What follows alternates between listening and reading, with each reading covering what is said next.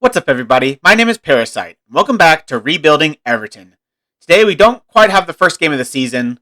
We played that before, but we have the Merseyside Derby. I saw Liverpool are coming up for the third game of the season, and I figured I might as well start with them.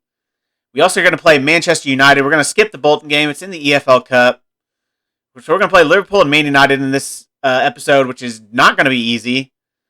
I pretty much picked two of the hardest ones I could have had for the first two games of the season. I say that they're actually not typically finishing in the top four recently.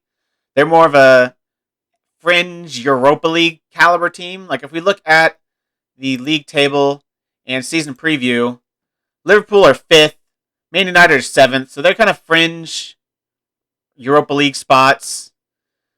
The games we've played so far, we've played against Leicester, who are 13th, who we beat, and where's the other one? Leeds, who are 10th, who we beat. Beat pretty comfortably, too, so we've done pretty well so far, being two teams that are supposed to be ahead of us in the preseason billing. We're projected to finish 16th. We were 15th not very long ago, but they've moved Norwich on top of us. They must have signed a player that somebody really liked or something, but in terms of let's go over the last few games first before I go into the new players. I'm going to give you a breakdown of the new players just in case you didn't watch just in case you didn't watch the off-season special. Our first game, we pretty much whooped Leeds United. We were up 4-1 at halftime, and we just coasted till the end. Kai with 2 goals. He got off to a great start. Jamie Marshall, one of our new signings, scored in the 36th minute. And Celso Majeros scored in the 22nd minute. Then we played Leicester, beat them 2-1. It was a very even game. The Leeds United game, we were the much better team. Leicester was a very even game. They had the edge in XG, but I think we had the edge in shots on target. We had a very similar number of shots.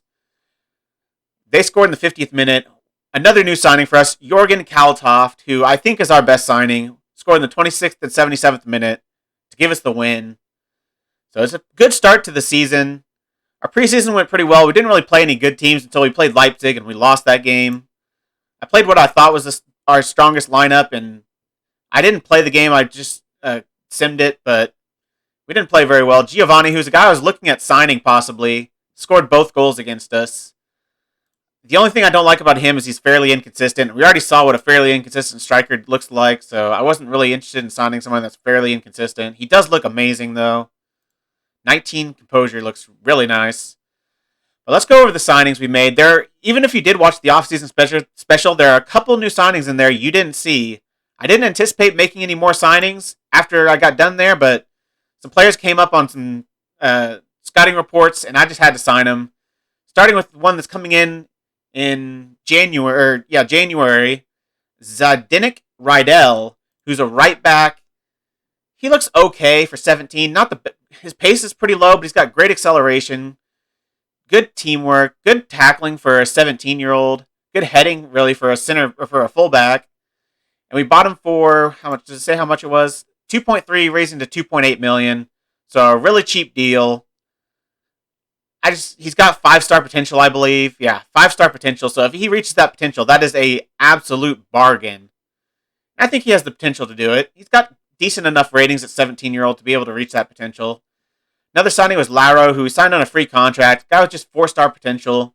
Just a shot in the dark. No pain, no money involved transfer. Probably going to retrain him to play left inverted winger, because he's got ridiculous pace. Nothing else really, but he's only 18. We'll see if he grows. If not, I might be able to sell him on for a little bit of profit.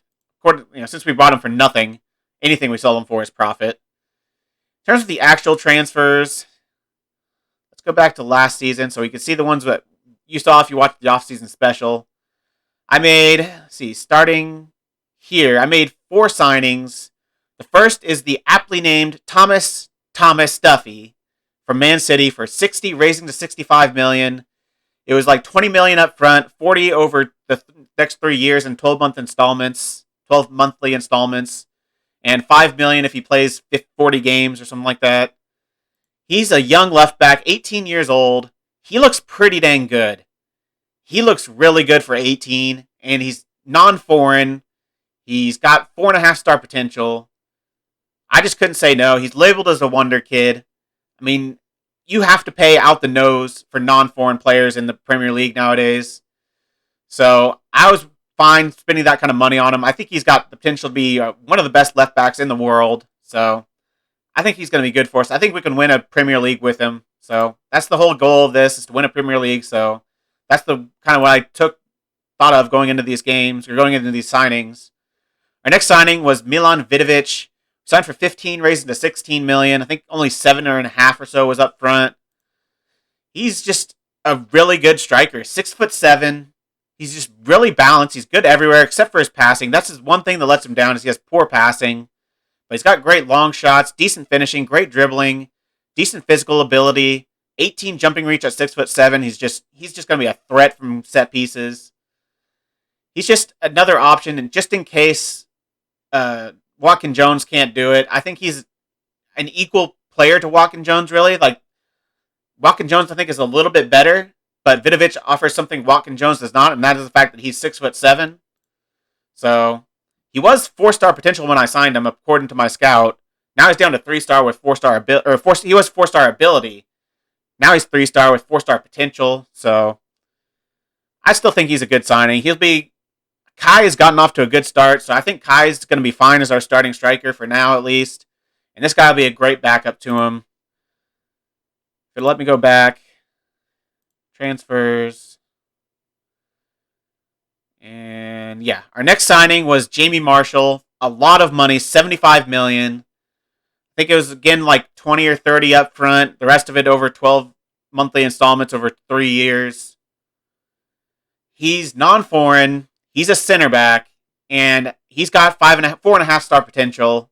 He looks pretty dang good right now. His physicals aren't insane, but 17 jumping reach, 6'2". We needed a center back that could really dominate in the air, because that's not what Paulo Sousa is. But I think he does have low bravery, which kind of sucks, but 17 decisions is amazing. 15 concentration is really good. 16 tackling, 15 heading, and he's English. So you had to pay the English price, which means he goes for 75 million when he probably should have gone for 40. But I think he's a really good player. He's one of the best options I had at center back. And he could play right back too, or left back, even though his left foot is very weak. Our next signing and our final signing before the end of the offseason special was one of my favorites, Jorgen Kaltoft, for 27 million, all up front. It was his release clause. He is naturally a striker, but I'm playing him as that left inverted winger. I think he just looks really good. His physicals aren't out of this world, but they're pretty dang good. He's just super balanced everywhere. 14s and 15s and 13s at everything. His passing and vision is elite. 17 passing, 16 vision, 18 technique, 15 off the ball, 16 flair. I think he's going to be a heck of a player, and he's gotten off to a good start, obviously getting 2 goals in the last game. And he can play striker if we need him to, so we get cover at striker as well. He was just the best option I could find, a left inverted winger. 20 years old. He's got a little bit more potential to get to, so I think he's going to be really good. And then the sales I made, let's go by fee made. Carlos Miniconi left for Burnley, 50 million. I just couldn't say no to 50 million for a 29-year-old. He was really good for me last season, but I have other options to play there that are, homegrown at club, and in terms of Peter Mikal, and younger in terms of Jorge Perez. I think that's his name, Jorge Perez. So I decided I was going to let go of Miniconi. He was the highest valued of all those 3 players. So to get 50 million for him, I thought was a good deal. And then other sales we made. Let's go down until we find Sebastian Lesniak left for Burnley as well for 20 million this time. We had our new defensive midfielder, Halison Bruno, who came in the transfer window as well. Deal we already made, but he finally came in because he just turned 18. So he came in. So we had 4 defensive midfielders, and I didn't need 4. And I figured Lesniak is probably the one to miss out. Luan Ferreira has second English nationality, so he's non-foreign, so that's really valuable. Celso Majeros has a little bit of potential, and I think he's pretty good right now. He's kind of our starter if he's fit. So I couldn't really justify not keeping him. And then Halison Bruno's the youngster that is 18 years old, so he can get homegrown at clubs. So I need to keep him as the third option, and he can play in the under-23s. So I had to let one of them go, and Lesniak just was the one that missed the cut. So to get $20 million for him, he's also 31 as well. So $20 million for a 31-year-old is not a bad deal. He is pretty good, but he wasn't out of this world for me. Any other sales? I think those are the only sales I made. Yeah, those are the only sales I made. So the other signings that you didn't see if you watched the offseason special, if we go to this year, starts with a $35 million signing of David Mayorov, something like that, from Benfica.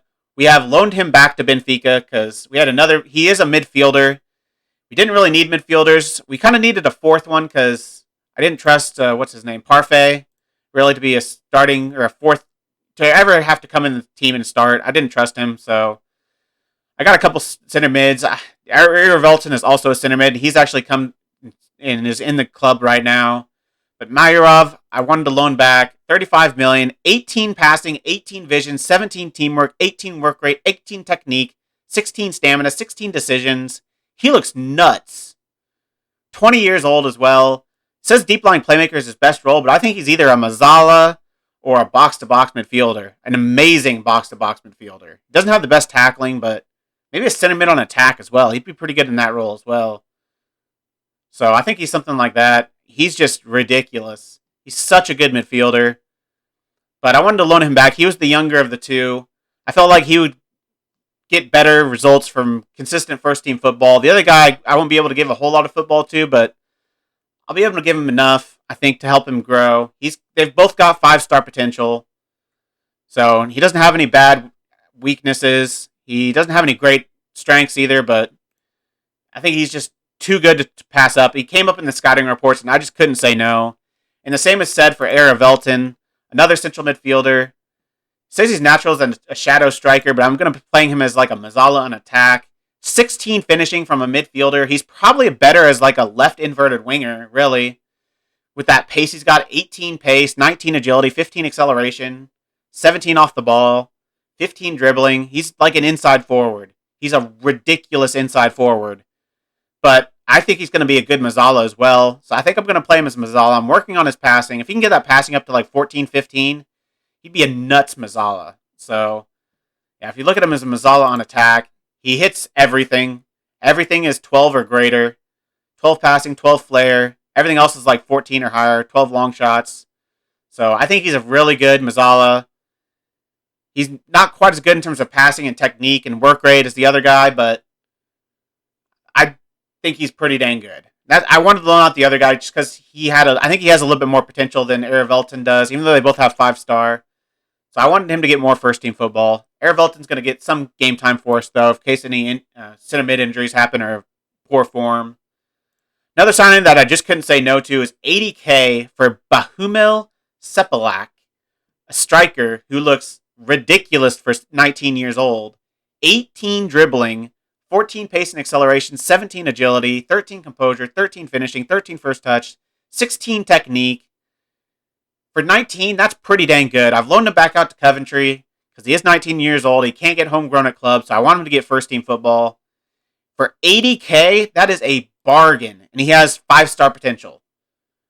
It was a compensation deal. I was able to sign him on a free, basically on a free transfer, but with $80K compensation. And as soon as I saw that, I jumped on it because it's just such a good deal. And our final signing was Cesar Marquez. It's just a free transfer. 4-star potential goalkeeper, just a little bit of goalkeeper depth, a little bit of potential. One of our highest potential goalkeepers we have at the club, actually. So, yeah, he was a free transfer, so why not? And then I don't think I made any other sales, did I? Youngster left on the free. The rest are just loans out. Mayorov obviously left. Rob Turner, who could have been our backup goalkeeper, but I prefer the guys we have over him a little bit. I prefer, Brandon Ridley a little bit more. He has pretty bad agility, but everything else is really good. 14 reflexes, 16 one-on-ones, 15 handling, 15 aerial reach. I just think he looks really good. So I loaned out the other goalkeeper. Hopefully he can get a little first-team football and maybe get even better to where I have to have him as the backup.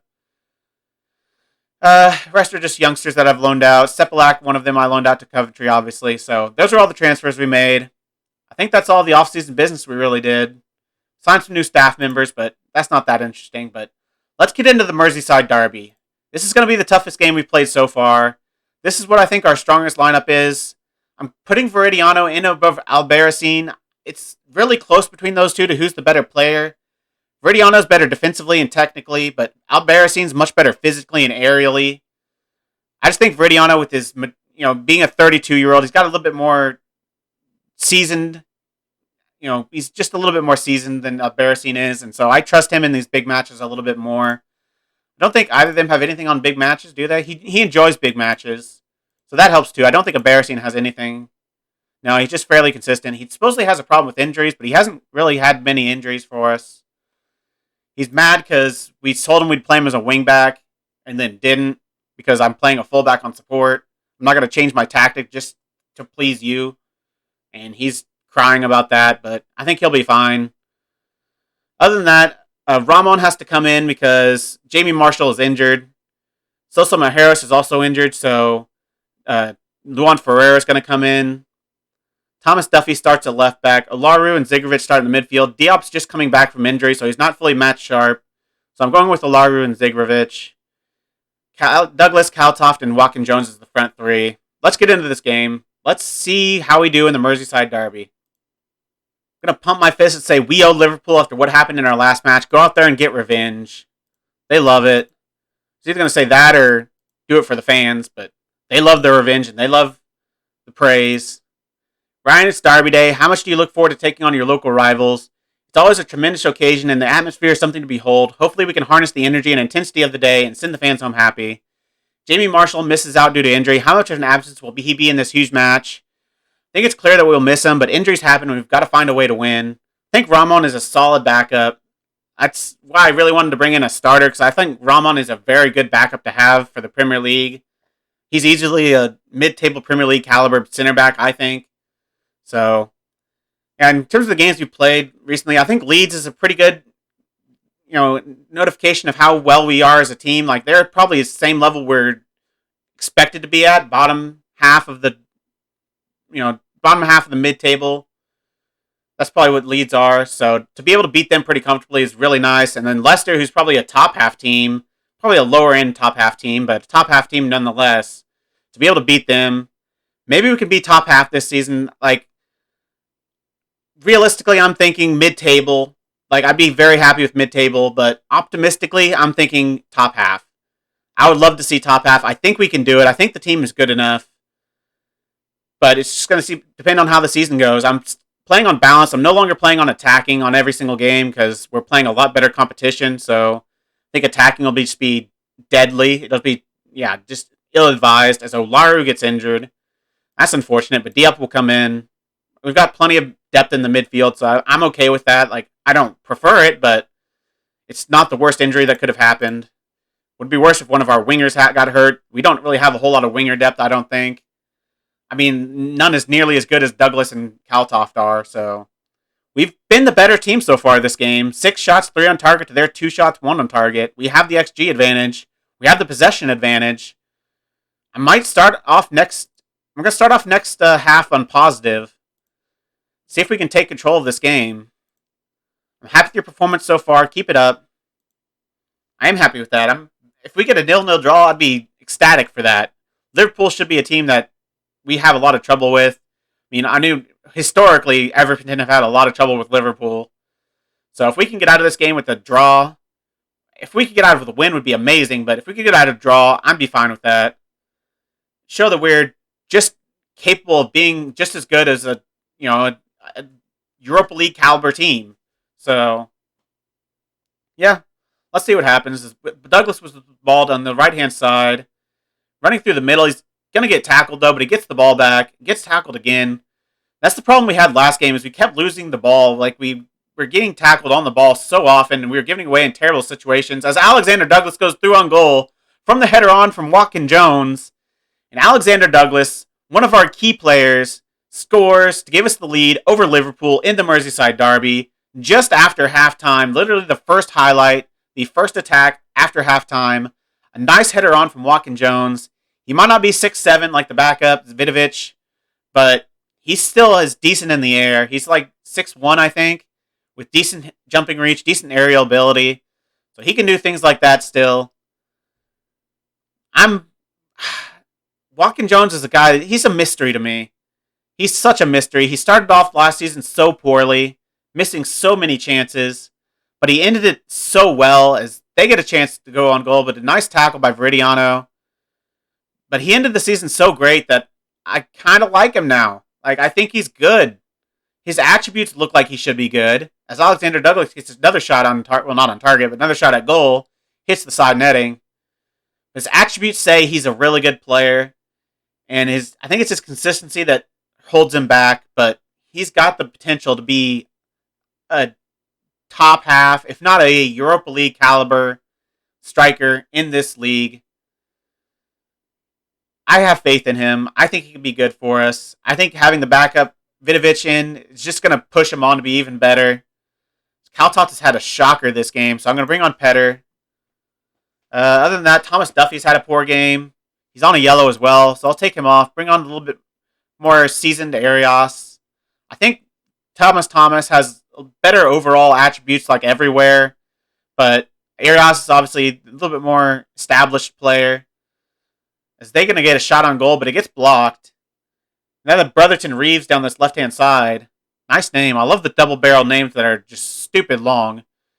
They have a header, but it goes just wide. We look like we should win this game. We have been the much better team. They have not done much this game. Only 3 shots on target. None of them very good because they don't have much XG from them. So we've been the much better team. We deserve this win, and I'm hoping we can see it out. I'm going to start time wasting. I'm going to be more disciplined. I'm going to stop running at the defense. I'm going to lower the tempo. I think we can hold on to the ball. Go standard passing. Stop passing into space. Hold shape and regroup. Slow the pace down. Bring the line back just a little bit. Don't prevent short goalkeeper distribution to be a little bit less pressing. I'm going to tell the team to focus. I'm going to go to balanced.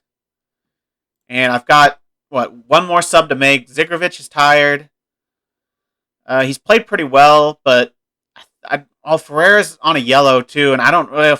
I think I'm going to take off Ferreira. Actually, we don't have any more subs. Oh yeah, because we had to take on Diop because of the injury. That's right. So we've used all our subs. I was hoping for a little time wasting sub in there, but not going to be. As they have an attack here at pretty much the death of the game, 92nd minute. A shot whizzes across the box, but no one gets on the end of it, and it looks like we're going to get out of this game with a victory in the Merseyside Derby. A huge win for Everton in our first season back in the Premier League. I'm not going to talk before it actually happens, though, because I was worried Best Longest was going to give the ball away there, but I think we're good now. Should be blowing the whistle at any moment. They surely can't have another attack. A double sliding tackle, that's interesting to see. Alexander Douglas looking to put the game away, but he passes it back to one of their players, but he blows the whistle. We have won the Merseyside Derby in the first time of asking. We fully deserved it. 15 shots to their 6, 7 on shots on target to their 3, 1.61 XG to their 0.37, 56% possession, multiple players on 7 ratings or higher. Fully deserved. A great win. I'm very happy with that.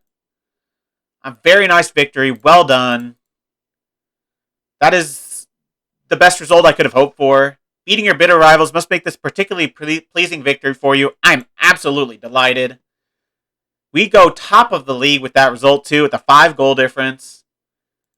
That 4-1 really helps, but accordingly, Omar, who's their manager, Omar Daff, who's at Social Montpellier, he's okay. He's probably not good enough to be an Everton manager, but apparently he took us for granted. Laru's out 3 to 4 weeks. That's okay. We've got depth there. Next, we'll have the Manchester United game. We'll play Bolton in between. This should be a comfortable victory. They're in League 1. Of course, we lost to a League 2 team in the EFL Cup last season, so it's not guaranteed, but I'll see you for the Manchester United match. So apparently we're just incapable of playing teams that are a lower division than us. We lost to League 1 Bolton. I don't understand this team. They beat Liverpool, then they poop their little boy pants and lose to Bolton. I did fully rotate the squad, but they're all still Premier League or upper championship caliber players. This is a League 1 team. Where did they finish last year in League 1? 9th. They were just promoted from League 2 the year before. They finished 9th in League One, and we lost to them. I mean, we did destroy them. We had like triple their shots, 4 or 5 times their shots on target. I think 4 or 5 times their XG. We just didn't take any of our chances. Our front three were absolutely horrific. They scored every chance they got. They were the most clinical team you've ever seen. It was unbelievable. I don't understand why teams are just can score every single chance they get versus us that are lower league, but that's the same thing happened last year. Like whoever Rotherham, they scored every single shot they had, pretty much. And Bolton scored about every single shot they had. I think they had 4 shots, maybe 2 or 3 on target, and they scored 2 goals. It's unbelievable. Whatever, just one less competition we have to worry about. We can focus on the Premier League. That's what I'm taking from it, at least. So let's focus on the Premier League. Let's focus on Manchester United. Let's do so much better than we did last match and see if we can beat them.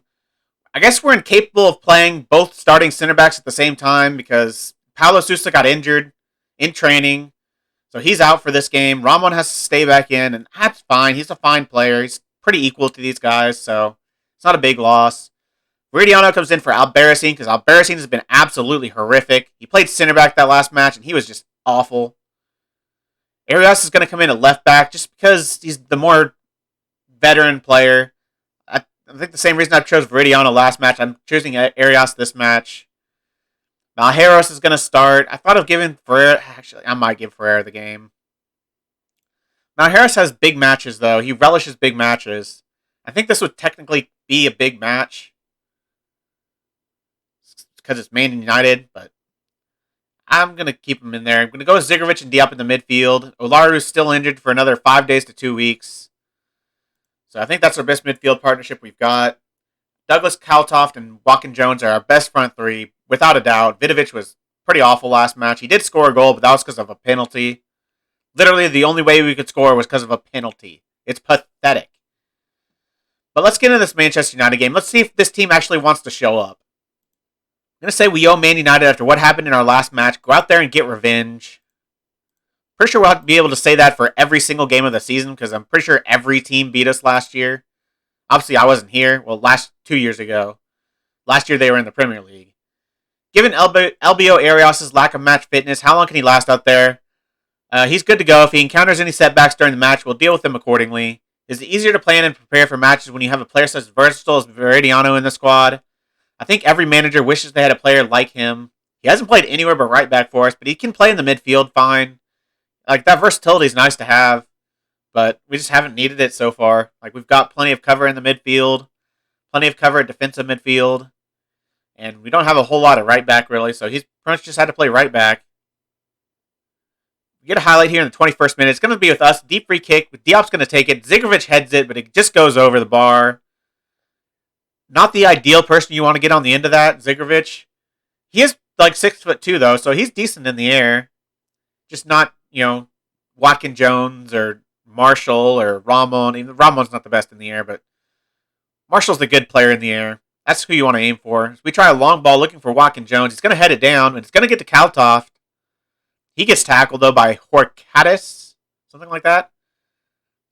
Veridiano gets the ball as they clear it. Ramon into Malheiros. Back to Ramon. Looking for Watkins Jones. He's going to head it down to Alexander Douglas. He's going to not lose the ball this time. He's going to dribble around the slide tackle. Puts the ball in for Kaltoft. And how does he not score that? He hits it directly at the keeper with the header. Then the keeper is already committed to the first shot, and he hits it directly at him again. It's like he is intentionally trying to make that shot be saved. Unbelievable. He had an entire goal to aim for, and he hit it directly at the keeper twice. I would expect so much more from him because he's such a good player, but we've been the better team based on our XG. They haven't created very good chances. They have the same amount of shots on target as us, one less shot, but only 0.14 XG, which is pretty low. I'm going to say I'm happy with your performance so far. Keep it up. Again, like the Liverpool match, I'd be happy with a 0-0. Zigovic is injured. That's not good. I'll bring on Everton. He's a pretty decent player, so I trust him if he has to come in. I don't want 2 of our midfielders to be injured, though, because we don't have a whole lot of depth. After Erivelton, we don't really have much. Arias is going to give the ball to Kaltoff, puts it over for Erivelton. He's got good finishing, so if he gets the ball in this kind of situation, he can find the back of the net just like that. Perfect. Exactly what I was hoping for. You say it and it comes to life. I was thinking, he's got that finishing ability. In the box, he's dangerous. And Veridiano found him nicely with a nice kind of 1-2 they played. Erivelton finds the corner of the net with his 14 or 15 finishing, something like that. So that's great. He's just onside. A nice pass. A nice finish. We are 1-0 up. Is it going to be a mirror matchup of the Liverpool match? Just one goal in the second half to give us the win? Or are they going to peg us back here? He's got to be offside. He is way offside. Yeah, that's not even questionable. You could tell with the naked eye that he was 10 yards offside. Yeah, clear offside. Not even close. Another highlight, though, immediately afterwards, Diop is going to get tackled. We lose the ball so much. I don't know if it's because we have run of defense on. I would assume that's what it is. But we just lose the ball. We dribble it right into him so many times. It has to be the run of defense, but I still want it on there because when it is get used for good, it's super valuable. I really like the run of defense instruction, but sometimes they just give it away far too easily, which can lead to dangerous counterattacks. So can an errant pass, so it's not like passing the ball around is more safe. Neither is giving the ball up with terrible touches like that from Diop. He should not be having bad touches like that. He's got a good first touch. I think it's 17 or something. I think it's one of his highest attributes. It's a nice ball over the top for Watkins Jones. He's through on goal. He shrugs off the challenge, but he's going to get saved by Contreras. That would have nearly sealed it. But Watkins Jones can't find the back of the net. I'm thinking of taking him off. Bring on the Danger Man, the 6'7" giant. Just to provide something different into this game. Watkins Jones hasn't shown that clinical edge. Actually, Diop is tired and just played awfully, but I have no options there. I don't have anyone else that can play midfield, really. Ferreira can kind of play there as a box-to-box, but he's not that attacking. I guess we don't really need to be attacking. We need to be more defensive, so bring on Luan Ferreira. Play him there. Switch him and Everton around. Play him as a box-to-box. Yeah, I think that's the best choice. We got one sub left, and it's probably going to be to take off Watkins Jones, but I'll give the team another 7 minutes. Alexander Douglas into Watkins Jones. If he scores, I'll keep him on. I'll tell you that right now. So he's going to pass the ball to Erivelton, who looks miniature out there compared to the rest of the team. I think he's I don't know how tall he is, but he looks like a child. How short is Erivelton? Hold on. I didn't notice it before, but he looks miniature. 5'1". Oh yeah, I remember noticing he was that small. Yeah. Because I was thinking of playing him at striker, and I was like, oh, I think that'd be fine, but he has 3 jumping reach. I was like, oh crap. Oh, he's 5'1". Yeah, he's a little midget out there. That's one of the shortest players I've ever seen in this game.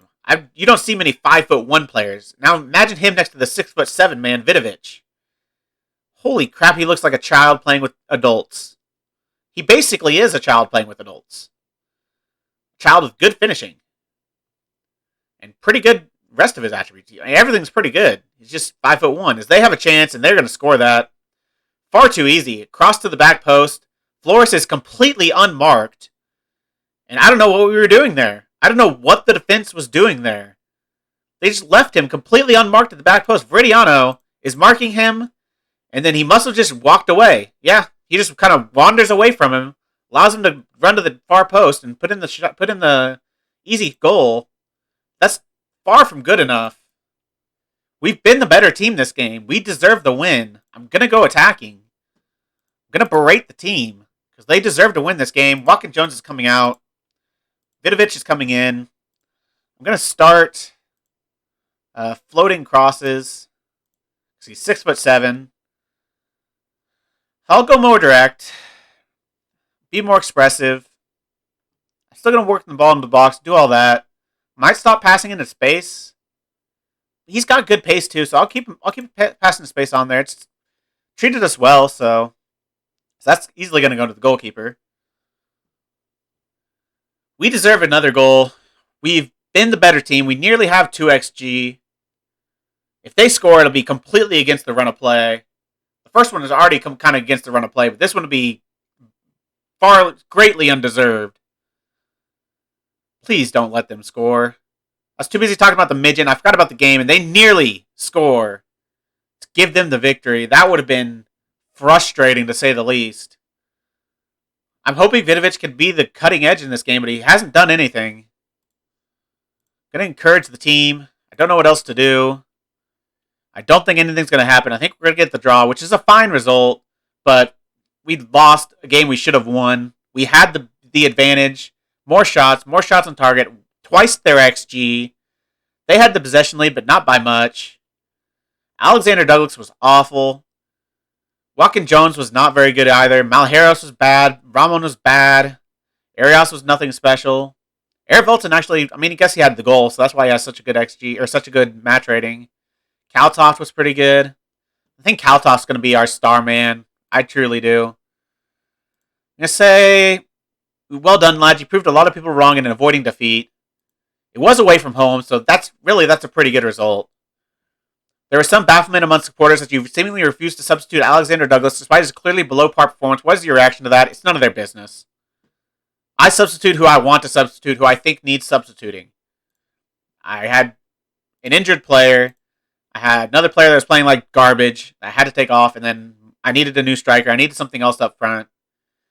As Zigovic is out 12 to 15 days. That's annoying. Kepelak with a terrible game in the championship against Blackburn, but they do get the draw from the game, so he's playing deep lying forward. I've heard if he played an advanced forward. It's his best position. Whatever, I didn't put it in the contract, so it's nothing I can do about it. So that's a loss and a draw in our last two games. That's not ideal. We've got Tottenham next, which is also not ideal. They're in 14th. Norwich are in 10th. Watford in 6th. Burnley in 12th. We're going to be back for Southampton, I think. They're like the best team in this league right now. They've won the league twice in a row. They could come back for Burnley and Southampton. Look at me, 3 games in between to play. Or do I go to Man City Arsenal and play Southampton in the second half of the season? Let's see. No, I think I'm going to play Southampton Burnley. I'll see you for that. If I change my mind, we'll be back for something else, but be prepared for Burnley Southampton. If you've made it this far, why don't you like the video, subscribe, and click the bell. The links to all my socials are also in the description. I really appreciate all your support. Thank you all for joining me, and I'll see you next time.